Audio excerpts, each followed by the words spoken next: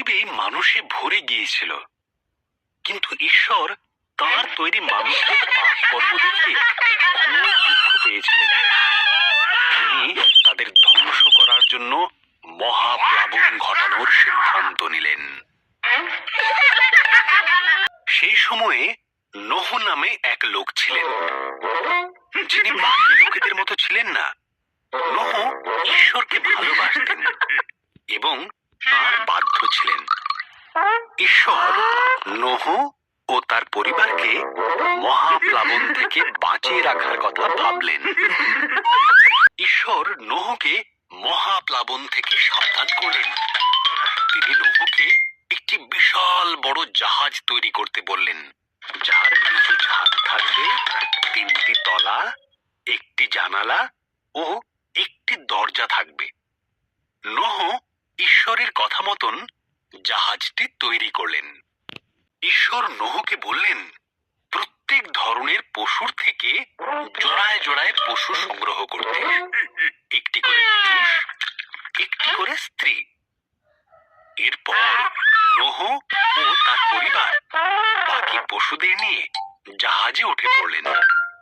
ঈশ্বর জাহাজের দরজা বন্ধ করে দিলেন। 40 দিন 40 রাত ধরে বৃষ্টি হয়েছিল। আকাশ থেকে বৃষ্টি পড়ছিল আর সমুদ্র হ্রদে জল বেড়ে উঠেছিল।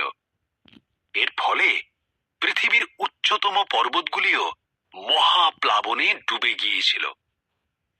এই অবস্থায় নোহ আর তার পরিবার ও অন্যান্য পশুরা জাহাজে নিরাপদে ছিল এবং তাদের জাহাজ মহাপ্লাবনে ভাসছিল। ঈশ্বর এক মুহূর্তের জন্য নোহর কথা ভোলেননি।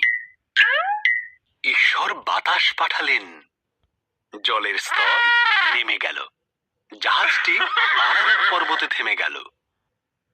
নোহ একটি ঘুঘু পাখিকে বাইরে ছেড়ে দিলেন। যখন পাখিটি আর ফিরল না, তখন তিনি বুঝতে পারলেন পাখিটি এখন নিরাপদে আছে। ভূমি শুকিয়ে যাবার পর ঈশ্বর তাদেরকে জাহাজ থেকে বেরিয়ে আসতে বললেন। তিনি আকাশে প্রতিজ্ঞা স্বরূপ একটি মেঘধনু বানালেন, এই কারণে যে তিনি আর কখনো পৃথিবীতে মহাপ্লাবন আনবেন না। ঈশ্বর আকাশে একটি মেঘধনু বানালেন এই কারণে যে তিনি আর পৃথিবীতে মহাপ্লাবন আনবেন না।